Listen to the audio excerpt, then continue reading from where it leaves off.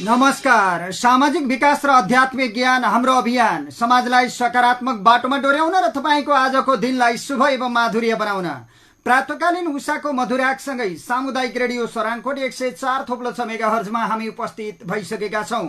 पोखराको न्युरोड स्थित स्टुडियोबाट प्रत्यक्ष र www.sarangkotkhबर.com मार्फत संसारभर सुन्न सकिने बिहान 5:30 बजेको सराङकोट शुभ बिहानी खबरमा प्राविधिक मित्र सागरसँगै समाचार कक्षबाट म कमल पौडेल अथकको हार्दिक स्वागत छ।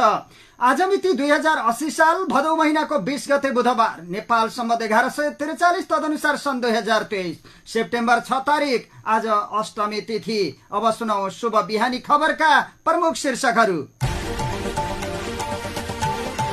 गण्डकी प्रदेशको संक्रामक तथा सरुवा रोग अस्पतालले पायो सर्पदंश उपचार गर्ने अनुमति। पोखरा बस पार्क भित्रका अव्यवस्थित मोटर पार्ट्स र ग्यारेज बन्द।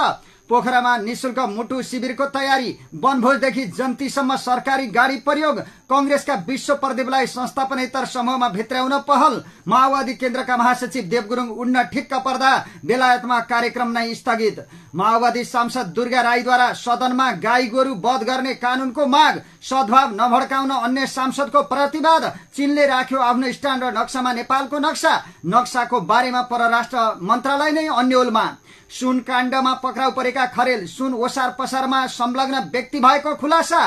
पूर्व उपराष्ट्रपतिका छोरा दिपेश पुनसँग सीआईबीद्वारा बयान। कागबेनी बस्ती पुनर्निर्माण सरकारको प्राथमिकतामा। कुन्दनराज काफ्लेद्वारा बागमती कंग्रेसको सचेतकबाट राजीनामा। नेपालबाट 10 वर्षमा 10,000 मेगावाट विद्युत किन्ने भारत सरकारको निर्णय। धनगढीमा विद्युतीय धरापमा परेर महिलाको मृत्यु, 1 जना पक्राउ। G20 शिखर सम्मेलनको अवसरमा भारतीय राष्ट्रपतिको तर्फबाट दिइने रात्रि भोजका लागि छापिने कथित निमन्त्रणा पत्रलाई लिएर विवाद। पहिलो पटक नेपाली भलिबल खेलाडीलाई मासिक पारिश्रमिक। र आज पनि लुम्बिनी र सुदूरपश्चिम प्रदेशका 1-2 ठाउँमा ठूलो वर्षाको सम्भावना। अब खबरहरू विस्तारमा। गण्डकी प्रदेशको मातहतमा रहेको संक्रामक तथा सरुवा रोग अस्पतालले सर्पदंश उपचार गर्ने अनुमति पाएको छ। नेपाल सरकार स्वास्थ्य तथा जनसंख्या मन्त्रालयको एपिडेमियोलोजी तथा रोग नियन्त्रण महाशाखाले मंगलबारदेखि अस्पताललाई सर्पदंशको उपचार गर्न अनुमति दिएको हो। पहिले पनि छिटफुट उपचार त गरिन्थ्यो, तर संघीय सरकारले नै आधिकारिक रूपमा अनुमति दिइसकेपछि अब यहीँबाट सर्पदंशको उपचार हुने भयो। अस्पताल प्रमुख डाक्टर विकास गौचनले भने आगामी दिनमा सर्पदंशको उपचार थप सहज बनाउँदै लगिनेछ। सर्पदंश उपचारका लागि हाललाई अस्पतालमै कार्यरत जनशक्ति प्रयोग गरिने डाक्टर गौचनले जानकारी दिएका छन्। अस्पतालमा सर्पदंश उपचार सम्बन्धी नै तालिम लिएका 1 जना विशेषज्ञ चिकित्सक नै भएकाले सहज हुने उनको दाबी रहेको छ। अरू बेला इमर्जेन्सीमा खटिने जनशक्तिले नै हेर्नुहुनेछ। उनले भने अस्पतालले सर्पदंश सम्बन्धी अनुमतिका लागि भदौ 4 गते संघीय स्वास्थ्य मन्त्रालयलाई पत्राचार गरेको थियो। अब अनुमति पाइसकेपछि संघीय सरकारसँग सर्पदंश सम्बन्धी अन्य आवश्यक जनशक्ति पूर्वाधार माग गर्न पनि सहज भयो। डाक्टर गौचनले भने गण्डकी प्रदेशमा यसअघि मध्यबिन्दु अस्पताल नवलपुर, प्राथमिक स्वास्थ्य केन्द्र त्रिवेणी र गण्डकी अस्पताल पोखरामा सर्पदंश सम्बन्धी उपचार हुँदै आएको छ। पोखराको पृथ्वी चोकमा करिब 5 दशक अघि व्यवस्थित पार्कका लागि छुट्याइएको जमिन अतिक्रमणमा परेपछि पोखरा महानगरपालिकाले यसलाई व्यवस्थित पार्न सुरुवात गरेको छ। बस पार्क अगाडिको सडकमा हुँदै आएको पार्किङ निषेध गरेर गत महिनादेखि बस पार्क भित्रबाटै बस छुट्ने व्यवस्था सुरु गरेको महानगरले अहिले बस पार्क भित्रका अव्यवस्थित मोटर पार्ट्स र ग्यारेज बन्द गराएको हो। मोटर पार्ट्स र ग्यारेजलाई यसअघि नै स्थानान्तरणका लागि समय दिएको थियो। हाल बस पार्क व्यवस्थापनको काम तीव्र गतिमा भइरहेकाले बस पार्ककै जग्गामा सञ्चालित ती मोटर पार्ट्स र ग्यारेज बन्द गरिएको महानगरको यातायात व्यवस्थापन समितिका संयोजक एवं वडा नम्बर 16 का वडाध्यक्ष अमृत शर्मा तिमल सिन्हाले बताएका छन्। पर्यटकीय शहर पोखरामा विक्रमसम्म 2032 सालमा सुविधा सम्पन्न र व्यवस्थित बस पार्क निर्माणका लागि जमिन छुट्याइए पनि हालसम्म पूर्वाधार बन्न सकेको छैन। पछिल्लो समय बस पार्क भित्रको जमिन समथर बनाउने, खाल्डाखुल्ली पुर्ने, पुराना र थोत्रा सवारी साधन हटाएर सहज बनाइएको तिमल सिन्हाले बताएका छन्। उनले भने महानगरपालिका पोखरा बस पार्कको व्यवस्थित सञ्चालनका लागि प्रतिबद्ध छ। अहिले सडकबाट छुट्ने सबै गाडीलाई बस पार्क भित्रबाटै छुट्याउने अनिवार्य व्यवस्था लागू गरिएको छ। अहिले बस पार्कको आन्तरिक व्यवस्थापनको काम गरिरहेका छौं। सोही अनुरूप बस पार्ककै जग्गा रहेका मोटर पार्ट्स र ग्यारेज बन्द गरेका हौं, उनले भनेका छन्। बस पार्क व्यवस्थापनमा स्थानीय व्यवसायीले सकारात्मक सहयोग गरिरहेको शर्माले बताएका छन्। उनका अनुसार बस पार्क भित्र रहेका कबाडी संकलन केन्द्रलाई यही भदौ 22 गते भित्र स्थानान्तरण गर्न निर्देशन दिइएको छ।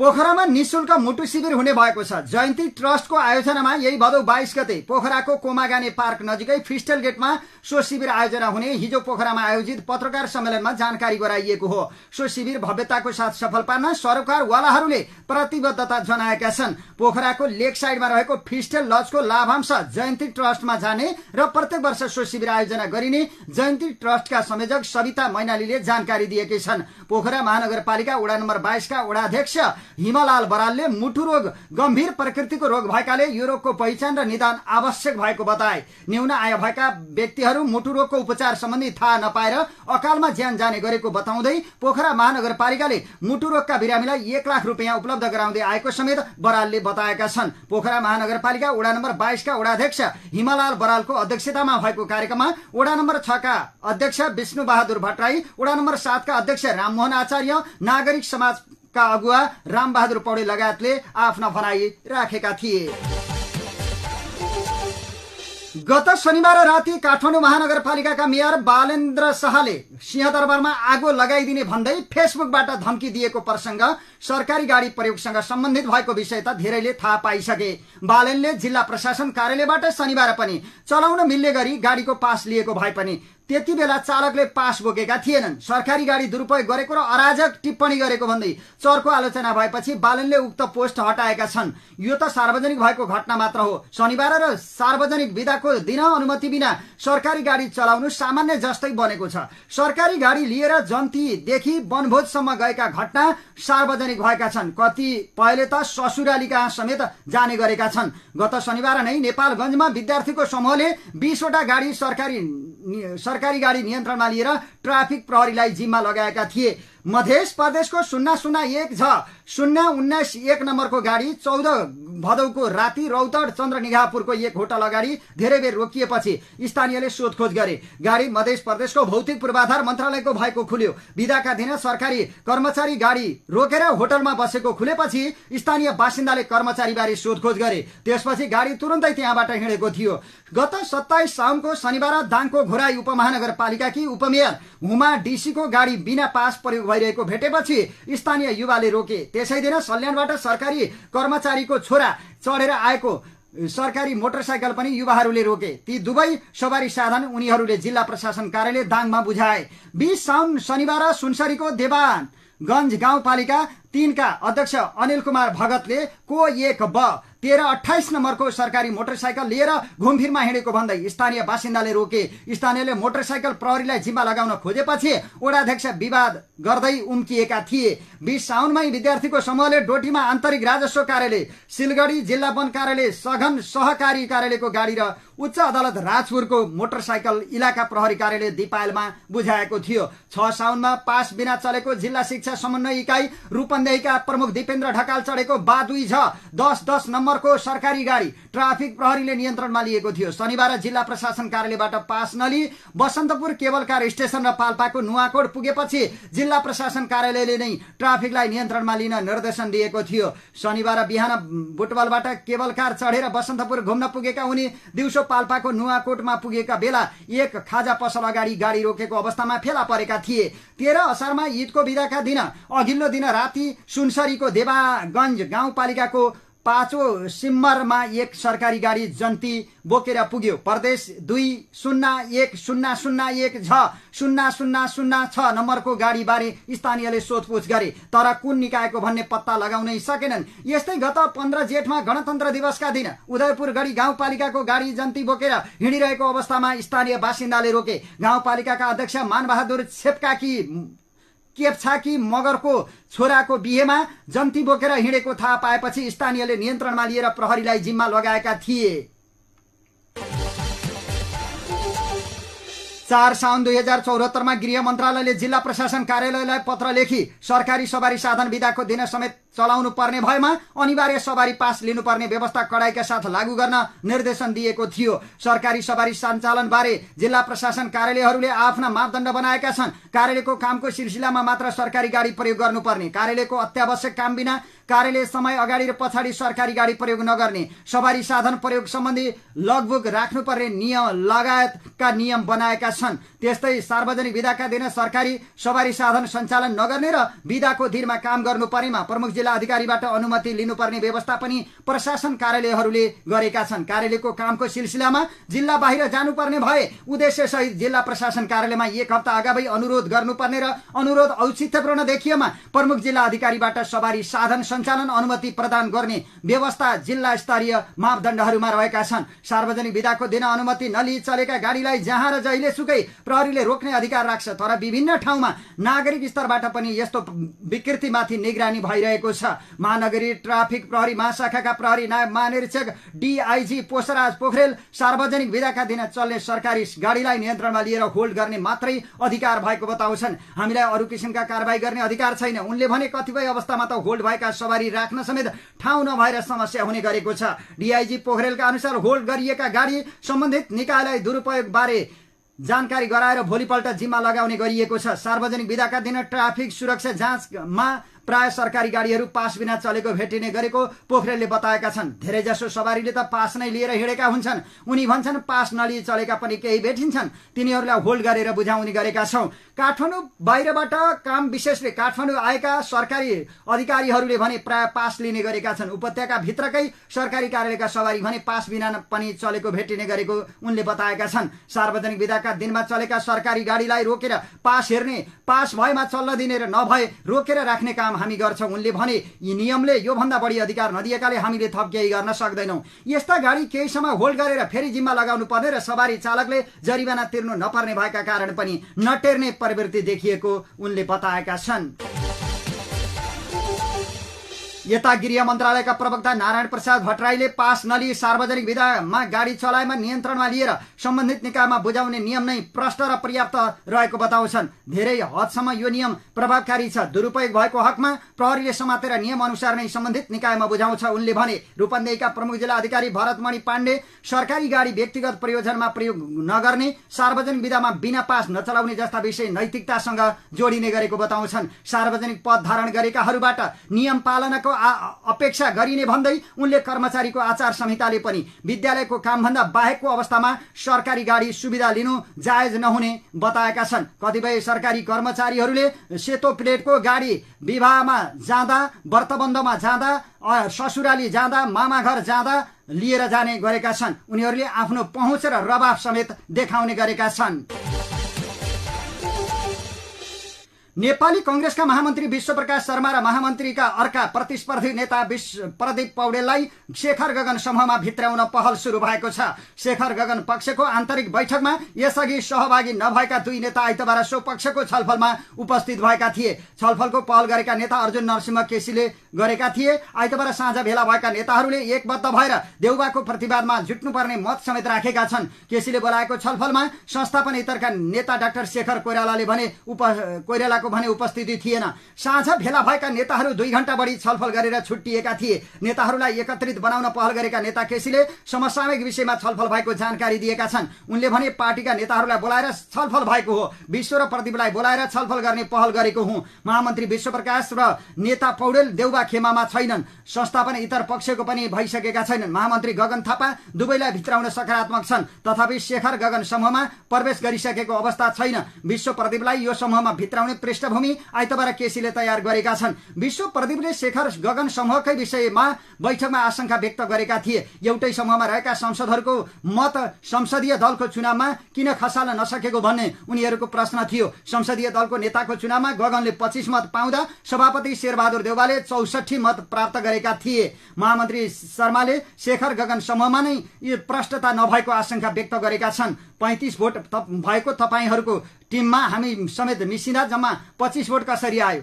यस्तो अविश्वासको परिस्थितिले कसरी लड्न सकिन्छ? छलफलमा संस्थापन इतरका नेतालाई विश्वले प्रश्न गरेका थिए। शेखर गगन पक्ष आवश्यक परेको बेलामा समेत देउवाका विरुद्धमा आक्रामक हुन नसकेको बाँकी नेताहरूको मत रहेको थियो। बैठकमा सहभागी एक नेताले महामन्त्री शर्माको भनाई उद्धृत गर्दै भने, कति ठाउँमा त भागै पाउनु भएन, भाग पाएका ठाउँमा कहाँ सन्तुलन मिलाउनु भयो? शेखर गगन पक्षले भातृ संस्थाको कुनै पनि अध्यक्ष पाउन सकेका छैनन्। नेवी संघ, तरुण दल, महिला संघ, किसान संघ, आदिवासी जनजाति संघमा देउवाले आफू पक्षका अध्यक्ष बनाएका छन्। भातृ संस्थाको तदर्थ समिति ठूलो आकारको बनाए पनि महाधिवेशनको हैसियत अनुसारको भाग मिलाइएको छैन। संघदेखि प्रदेशसम्मको मन्त्री बनाउँदा सभापति देउवाले अर्को समूहको हैसियतलाई उपेक्षा गरेको चिन्ता छलफलमा उठेको थियो। महामन्त्री थापाले सभापति देउवा एकलौटी निर्णय प्रक्रिया विरुद्ध प्रतिवादमा उत्रिरहे पनि आफ्नै समूहबाट पूर्ण साथ पाउन नसकेको बताएका छन्। टिममा समस्या आफ्नो कारणले नआएको थापाको दाबी छ।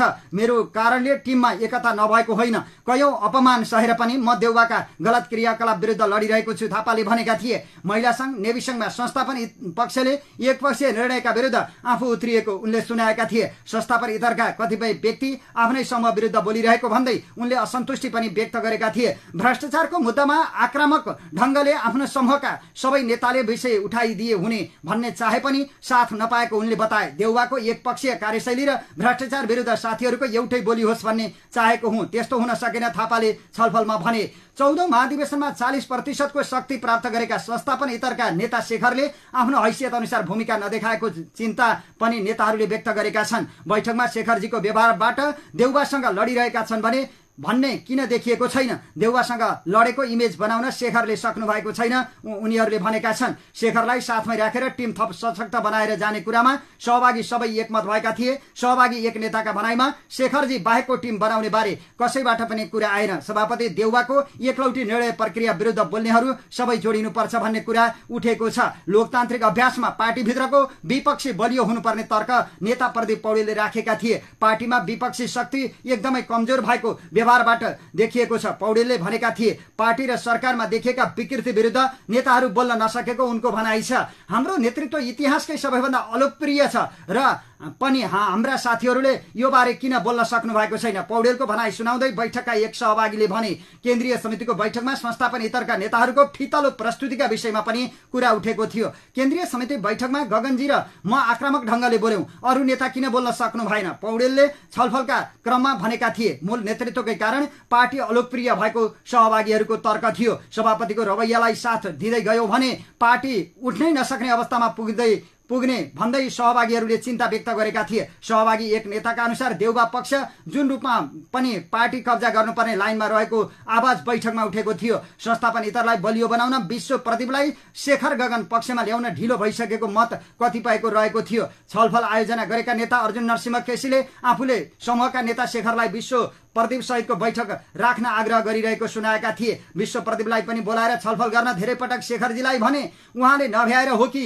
केसीको भनाइ थियो। टिम लिडरको हैसियतले शेखरले सबैलाई बोलाउनु पर्ने मत नेताहरूले राखेका थिए। शेखरसँग परामर्श गरेर विश्व प्रदीप सहित बृहत बैठक राख्ने सहमति नेताहरूबीच बनेको छ।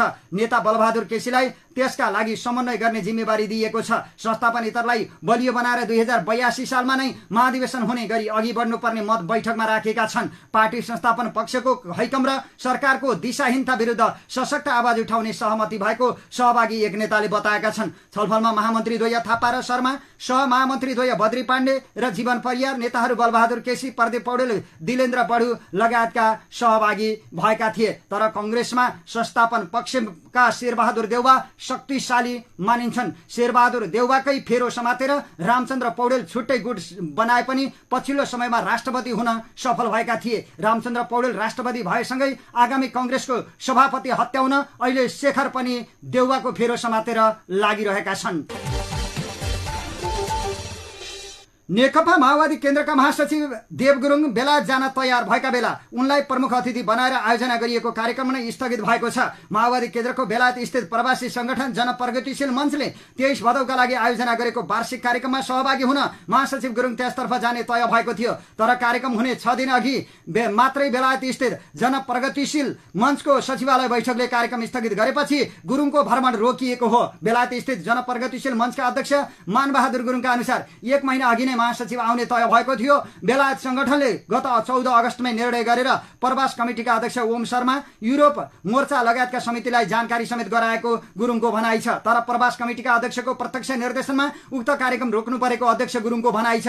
हामीले महासचिव कमरेललाई निमन्त्रणा दिएका थियौं, उहाँ आउने समय पनि निर्धारण भएको थियो, भिजा पनि लागेको थियो, अध्यक्ष गुरुङले भने। तर प्रवास कमिटिका अध्यक्ष ओम शर्माले कार्यक्रम रोक्न निर्देशन दिएपछि 3 दिनपछि हुने कार्यक्रम रोक्न बाध्य भयौं। उनका अनुसार बेलायत संगठनले सबैभन्दा पहिला माओवादीका अध्यक्ष तथा प्रधानमन्त्री पुष्पकमल दाहाल प्रचण्डलाई निम्तो दिएको थियो। उनले आफू सरकारको काममा व्यस्त हुनुपर्ने भएकाले संगठनका अन्य नेता पठाउने भनेका थिए। त्यसपछि बेलायत संगठनले वरिष्ठ उपाध्यक्ष उपप्रधानमन्त्री तथा गृहमन्त्री नारायण काजी श्रेष्ठ प्रकाशलाई निम्तो दिएको थियो। उनले पनि आफू सरकारको काममा व्यस्त भएकाले पार्टीको अन्य जिम्मेवार नेता जाँदा उपयुक्त हुने भनेका थिए। त्यसपछि संगठनले महासचिव गुरुङलाई निम्तो दिएको उनको भनाइ छ। त्यसपछि महासचिव गुरुङले अध्यक्ष प्रचण्डसँग सोधेर अनुमति पाएपछि मात्रै भिजा प्रक्रिया अगाडि बढाएको जनप्रगतिशील मञ्चका अध्यक्ष गुरुङले जानकारी दिए। हाम्रो कार्यक्रम कुनै नेता लक्षित थिएन, पार्टीको रूपान्तरण अभियानलाई नै सहयोग पुग्ने र संगठन विस्तार तथा संगठनको वार्षिक कार्यक्रम मात्रै रहेको थियो उनले भने। जनप्रगतिशील मञ्चको बेलायत संगठनले प्रत्येक वर्ष भेटघाट लगायतका कार्यक्रम गर्दै आएको छ। यस वर्ष पनि सोही प्रकृतिको तर अलिक फरक कार्यक्रम तय भएको अध्यक्ष गुरुङले बताएका छन्। खबरमा अब बाँकी खबरहरू। भाद्र कृष्ण अष्टमीका दिनमा प्रत्येक वर्ष मनाइने श्रीकृष्ण जन्माष्टमी पर्व आज भगवान श्रीकृष्णको पूजा आराधना गरी मनाइँदैछ। ज्ञान योग, कर्मयोग र भक्ति योगका प्रणेता भगवान श्रीकृष्णको जन्म द्वापर युगको अन्त्यतिर भाद्र कृष्ण अष्टमीको मध्यरातमा भएको सम्झनामा यस दिन श्रीकृष्ण जन्माष्टमी पर्व मनाउने गरिएको हो। कंसको अत्याचारबाट मानव जातिलाई मुक्ति दिनका लागि वासुदेव र देवकीको 8औं गर्भबाट भगवान विष्णुको 8औं अवतारका रूपमा यस दिन श्रीकृष्णको जन्म भएको धार्मिक जनविश्वास रहिआएको छ। कंसले जेल नेल सहित बन्दी बनाएको अवस्थामा देवकीबाट श्रीकृष्णको जन्म भएको थियो। चारैतिर सेनाको कडा सुरक्षा हुँदा पनि भगवान विष्णुको मोहित पार्ने शक्तिका कारण श्रीकृष्ण जन्मिएका बेला सबै सैनिक गहिरो निद्रामा परेका थिए। त्यसबेला आकाशवाणी मार्फत वासुदेवलाई नवजात शिशु कृष्णलाई वृन्दावन स्थित मित्र नन्दका घरमा पुर्याऊ भन्ने आकाशवाणी भएको थियो। यही मोहित पार्ने शक्ति भएका कारण आजको रात्रिलाई मोहरात्रि पनि भन्ने गरिन्छ। वासुदेव नन्दको घरमा गई कृष्णलाई त्यहीँ छोडी त्यही दिन नन्द पत्नी यशोदाको गर्भबाट जन्मिएकी बालिकालाई लिएर आएपछि मात्र सैनिक बिउजिएको प्रसङ्ग महाभारत ग्रन्थमा उल्लेख गरिएको छ।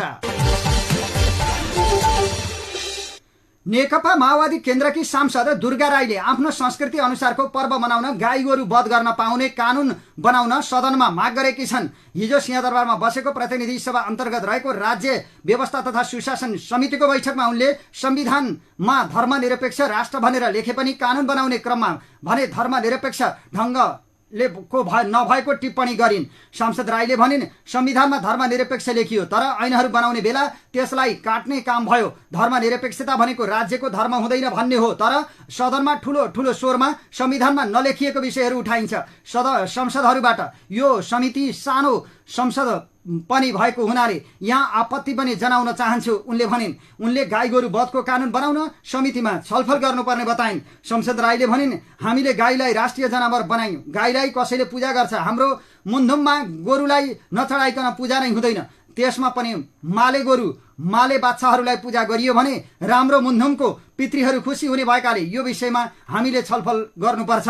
उनले संविधानमा वञ्चित गरिएका कुराहरू सदनमा उठाउन किन दिन्छ भन्दै प्रश्न गरिन्। गाई गोरु वध गर्न नदिएपछि मुन्धुममा गोरुको हड्डी राखेर उधौली र उभौलीमा पूजा गर्ने गरेको उनले बताएकै छन्। उनले प्रश्न गरिन्, धर्मनिरपेक्षता भनेको के हो, परिभाषा कसरी गरिएको छ? त्यसैले ऐन बनाउने र सुशासन कायम गर्ने हाम्रो यो समिति भएकाले यो बारेमा ऐन बनाउँदा विचार गर्नुपर्दछ, यो बारेमा बहस चलाउनु पर्दछ। धरानमा अहिले सद्भाव भड्किएको छ। राई लिम्बू मुर्दाबाद भनेर हरेक ठाउँमा भाषण गर्दै हिँडेको छ, नारा लगाइएको छ।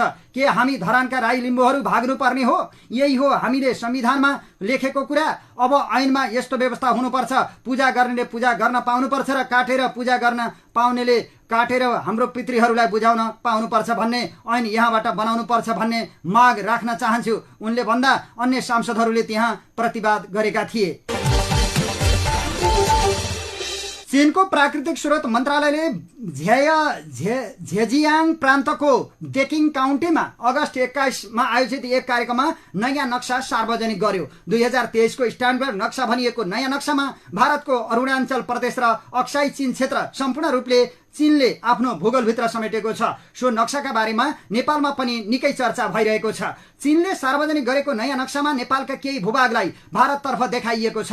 नेपालले 2077 सालमा जारी गरेको नयाँ नक्सामा कालापानी, लिपुलेक, लिम्पियाधुरा समेटिएको थियो। संसदबाट पास गरी संविधान संशोधन गरेर जारी गरिएको नयाँ नक्सालाई चीनले स्वीकार गरेको छैन। त्यसले कूटनीतिक क्षेत्रमा यो विवादको विषय बनेको छ। हाम्रो नक्सालाई सम्मान गर्नुपर्ने भन्दै परराष्ट्र मन्त्रालयले एउटा विज्ञप्ति जारी गरेको छ। त्यसबाहेक नेपालले नक्साका सम्बन्धमा अरू कुनै कूटनीतिक पहल गरेको देखिँदैन। बरु त्यो नक्साको बारेमा परराष्ट्र मन्त्रालय नै अन्योलमा रहेको छ।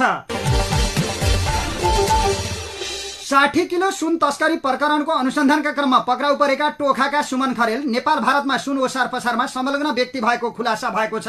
प्रहरीको केन्द्रीय अनुसन्धान ब्युरो सीआईबीले खरेल सुन ओसार पसारमा संलग्न रहेको आधार फेला पारेपछि भारतबाट पक्राउ गरेर ल्याएको हो। चिनिया नागरिक एलेक्स भनिने याओ पुचिङसँग उनको सम्बन्ध देखिएको प्रहरी स्रोतले बताएको छ। पुचिङ हङकङबाट नेपालमा आउने सुनको व्यवस्थापनमा सक्रिय थिए। राजधानीको विभिन्न ठाउँमा खोलिएको सुन गाल्ने गोदाममा तयार गरिएको ढिक्का खरेलले बोकेर भारत लैजाने गरेको देखिएको छ।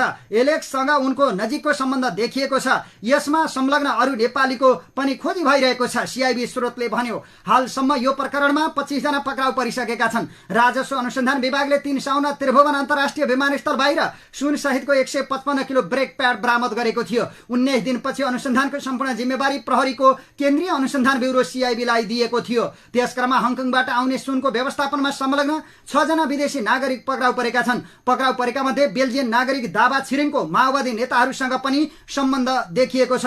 पूर्व उपराष्ट्रपति नन्दकिशोर पुनका छोरा दिपेश पुन यसमा संलग्न रहेका छन्। दिपेश पुनलाई प्रहरीको केन्द्रीय अनुसन्धान ब्युरो सीआईबीले बयान समेत लिएको छ। महाराजगञ्ज स्थित ब्युरोमा पुगेर उनले बयान दिएको प्रहरी उच्च स्रोतले जानकारी दिएको छ। 60 किलो सुन तस्करी प्रकरणमा छानबिनका दायरामा आएका व्यक्तिहरूसँग उठबस देखिएपछि पुनलाई सीआईबीले बयान लिएको हो। 3 साउनमा राजस्व अनुसन्धान विभागले सुन लुकाएर ल्याइएको 155 किलो ब्रेक प्याड बरामद गरेको थियो। 19 दिनपछि यसको अनुसन्धानको सम्पूर्ण जिम्मा सीआईबीले पाएको थियो। त्यसक्रममा यसमा संलग्न 6 विदेशी नागरिक सहित 25 जना पक्राउ परिसकेका छन्। यसमा पक्राउ परेका बेल्जियन नागरिक दावा छिरिङको माओवादी नेताहरूसँग सम्पर्क देखिएको छ। उनले रोल्पाकी माओवादी नेत्री अमला रोकासँग विवाह गरेका छन्। 60 किलो सुनमध्ये भेप मार्फत तस्करी भएको 9 किलो सुन प्रकरणमा पूर्व सभामुख कृष्णबहादुर महराका छोरा राहुल महरा अहिले प्रहरीको हिरासतमा रहेका छन्। सरङकोट शुभ बिहानी खबरमा अब बाँकी खबरहरू। स्वास्थ्य तथा जनसङ्ख्या मन्त्रालयको निर्देशन अनुसार पोखरा महानगरपालिकाले स्वास्थ्यका 44 कर्मचारी काज फिर्ता हुने लिस्ट तयार गरेको थियो। उनीहरूको नामसहित काज फिर्ता हुन स्वास्थ्य महाशाखालाई पत्र काट्यो। ती 44 मध्ये केही साबिकको कार्यालयमा पुगेर काम थालिसकेका छन्, तर 7 जना अझै विभिन्न बाहनामा काज फिर्ता नभएको भेटिएको छ।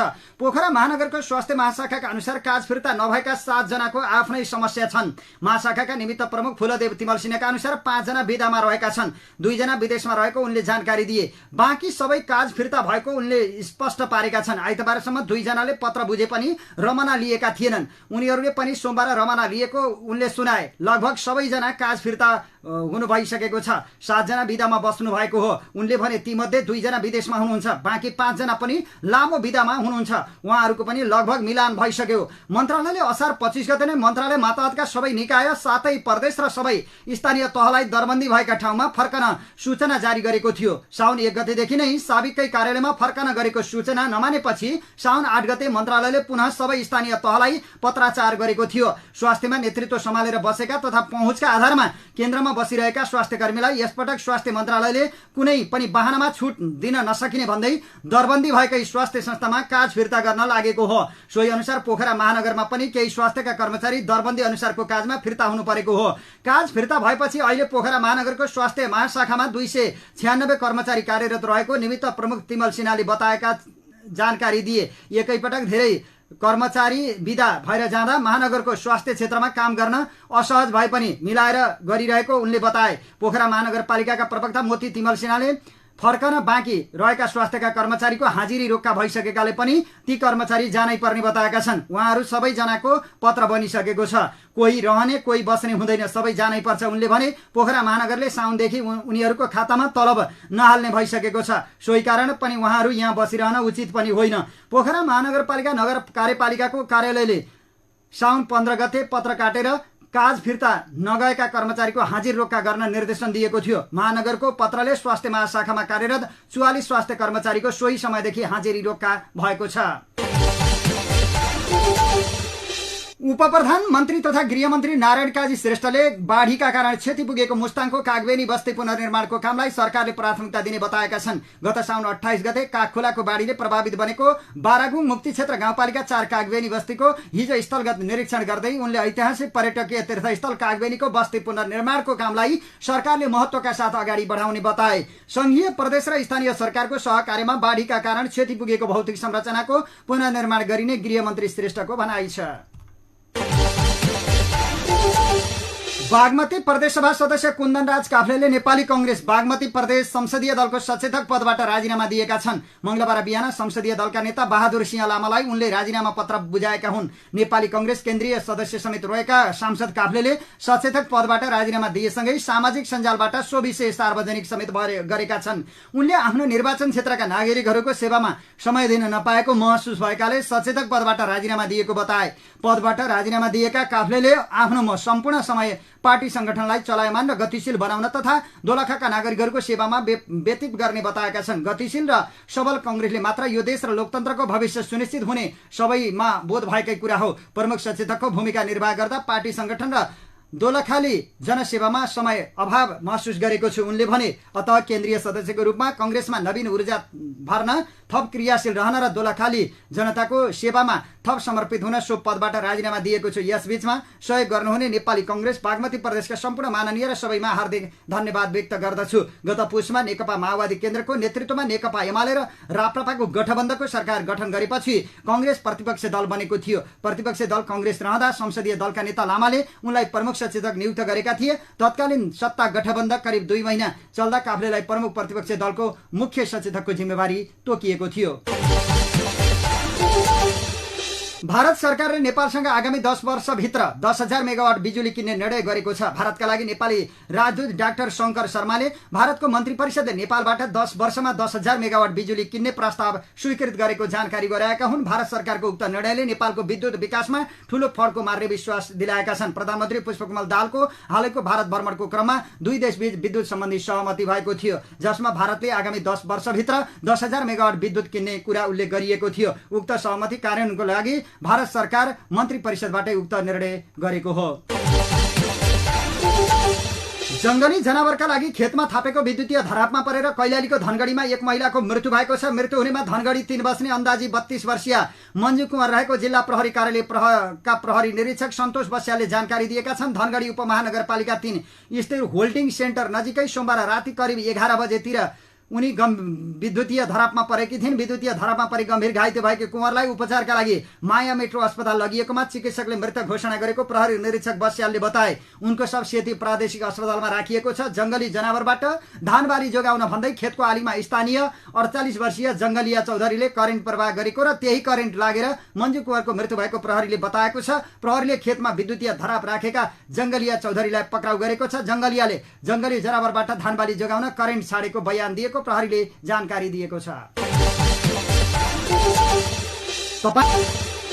सराङकोट शुभ बिहानी खबरमा अब विदेशका खबर। G20 शिखर सम्मेलनको अवसरमा भारतीय राष्ट्रपतिको तर्फबाट दिइने रात्रि भोजका लागि छापिने कथित निमन्त्रणा पत्रलाई लिएर विवाद भएको छ। राष्ट्रपतिको तर्फबाट पठाइएको निमन्त्रणा पत्रमा कथित रूपमा भारतको अंग्रेजी नाम इन्डियाको प्रयोग नगर्दा विवाद भएको हो। कांग्रेसले आफ्नो आधिकारिक ट्विटर अकाउन्टमा लेखेको छ, G20 सम्मेलनका लागि राष्ट्रपतिद्वारा पाहुनाहरूलाई पठाइएको निमन्त्रणा पत्रमा प्रेसिडेन्ट अफ इन्डियाको साटो प्रेसिडेन्ट अफ भारत शब्दको प्रयोग गरिएको छ। पार्टीले प्रश्न गरेको छ, इन्डियासँग यत्रो डर किन?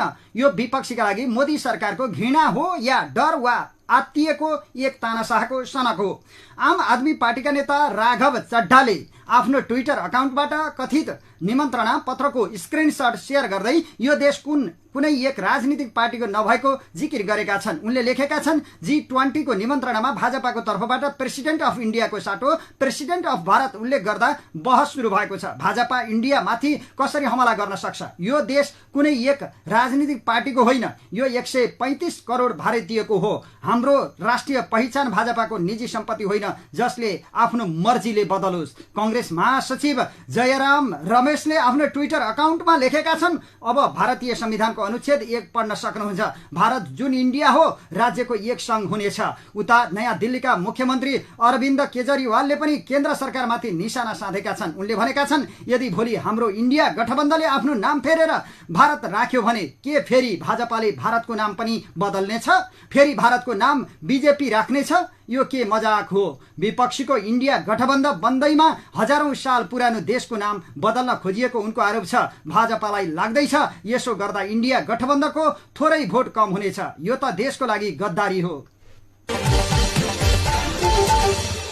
उता भारतको संविधानबाट देशको नाम काटिएको इन्डिया शब्द हटाउने तयारीको चर्चा बढेको छ। भारतको संविधानको परिभाषामा देशको नाम इन्डिया अर्थात् भारत रहेकोमा इन्डिया शब्द हटाएर भारत मात्रै राख्ने सरकारको तयारीको चर्चा बढेको हो। भारत सरकारले देशको नामबाट इन्डिया शब्द हटाउने प्रयोजनका लागि संविधान संशोधन गर्न यही सेप्टेम्बर 18 देखि संसदको विशेष सत्र आह्वान गर्न लागेको भारतीय सञ्चार माध्यमहरूले जनाएका छन्। एका थरीले इन्डिया शब्द बेलायती उपनिवेशको अवशेष भन्दै हटाउनु पर्ने बताएका छन् भने अर्को थरीले देशको नाम परिवर्तन गर्न उपयुक्त नहुने बताएका छन्। विशेष गरी विपक्षी गठबन्धन आबद्ध दलका नेताहरूले इन्डिया शब्द हटाउने तयारीको विरोध गरेका हुन्। अर्को वर्ष हुने लोकसभा चुनावका लागि आफूहरूले गरेको गठबन्धनको नाम इन्डिया रहेकाले सरकारले देशको नामबाटै इन्डिया हटाएर इन्डिया शब्द प्रति घृणा उत्पन्न गराउन चाहेको विपक्षीहरूको आरोप रहेको छ। विपक्षी गठबन्धनको नाम Indian national development inclusive alliance अर्थात् छोटकरीमा इन्डिया रहेको छ। केही दिनपछि हुन लागेको G20 देशको शिखर सम्मेलनका लागि राष्ट्रपति द्रौपदी मुर्मुले आयोजना गरेको रात्रिभोजको निम्तोमा प्रेसिडेन्ट अफ भारत लेखिएपछि नामबारे चर्चा बढेको BBC हिन्दीले जनाएको छ। निम्तोमा 7 दशकदेखि चलिआएको प्रेसिडेन्ट अफ इन्डिया लेख्ने चलन तोडिएको भन्दै प्रतिपक्षी दलहरूले विरोध गराएका छन्।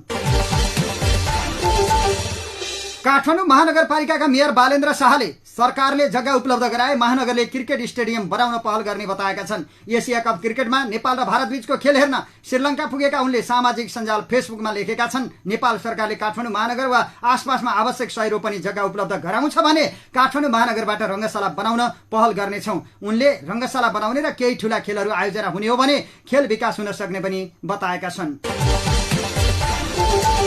राष्ट्रिय महिला तथा पुरुष भलिबल टोलीमा रहेका खेलाडीहरूले मासिक पारिश्रमिक पाउने भएका छन्। नेपाली खेलकुदको इतिहासमा भलिबल खेलाडीले पहिलो पटक मासिक पारिश्रमिक पाएका हुन्। राष्ट्रिय टोलीमा रहेका 12 पुरुष र 12 जना महिला खेलाडीलाई मासिक रूपमा जनाही 5,000 रुपियाँका दरले पारिश्रमिक प्रदान गर्न लागि जानकारी हिजो आयोजित कार्यक्रममा नेपाल भलिबल संघले दिएको छ। हाल अमेरिकामा रहेका भलिबलका पूर्व खेलाडी, भलिबल प्रेमी र अन्य सहयोगीहरूसँगको सहकार्यमा संघले खेलाडीलाई मासिक पारिश्रमिक उपलब्ध गराउन लागेको हो।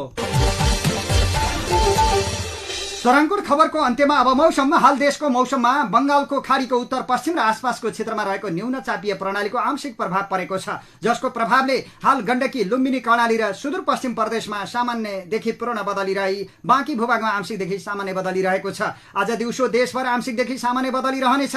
कोशी र बागमती प्रदेशका केही स्थानहरूमा तथा बाँकी प्रदेशका केही स्थानहरूमा चट्याङ सहित हल्कादेखि मध्यम वर्षाको सम्भावना रहेको छ भने राति भने कोशी प्रदेश लगायत पहाडी भूभागका केही स्थानहरू तथा बाँकी भूभागका 1-2 स्थानमा चट्याङ सहित ठूलो वर्षाको सम्भावना रहेको मौसम पूर्वानुमान महाशाखाले जानकारी दिएको छ।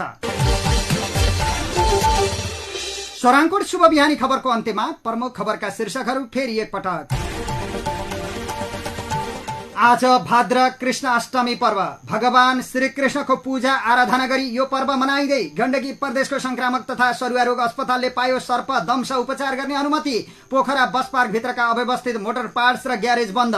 पोखरामा निशुल्क मुटु शिविरको तयारी। वनभोजदेखि जयन्तीसम्म सरकारी गाडी प्रयोग। कंग्रेसका विश्व प्रदीपलाई संस्थापन इतर समूहमा भित्राउन पहल। माओवादी केन्द्रका महासचिव देव गुरुङ उड्न ठिक्क पर्दा बेलायतमा कार्यक्रम नै स्थगित। माओवादी सांसद दुर्गा राईद्वारा सदनमा गाई गोरु वध गर्ने कानूनको माग। सद्भाव नभड्काउन अन्य संसदको प्रतिवाद। चीनले राख्यो आफ्नो स्ट्यान्डर्ड नक्सामा नेपालको नक्सा। नक्साको बारेमा परराष्ट्र मन्त्रालयले अन्यलमा। सुन काण्डमा पक्राउ परेका खरेल सुन ओसार पसारमा संलग्न व्यक्ति भएको खुलासा।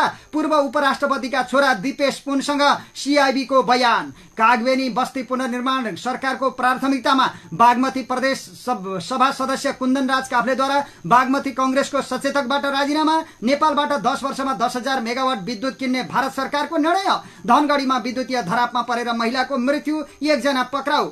G20 शिखर सम्मेलनको अवसरमा भारतीय राष्ट्रपतिको तर्फबाट दिइने रात्रि भोजका लागि छापिने कथित निमन्त्रणा पत्रलाई लिएर विवाद। भारतको संविधानबाट इन्डिया शब्द हटाउन संसदको विशेष सत्र आह्वान। पहिलो पटक नेपाली भलिबल खेलाडीलाई मासिक पारिश्रमिक र आज लुम्बिनी र सुदूरपश्चिम प्रदेशका 1-2 ठाउँमा ठूलो वर्षाको सम्भावना। हवस् त अहिलेलाई स्वराङकोट शुभ बिहानी खबरहरूको क्रम यही सकिएको छ। अबको केही बेरमा नेपाली बहस लिएर उपस्थित हुने नै छौं। तबसम्मको लागि प्राविधिक मित्र सागरसँगै समाचार कक्षबाट म कमल पौडेल अथक बिदा चाहन्छु। नमस्कार, शुभ दिन।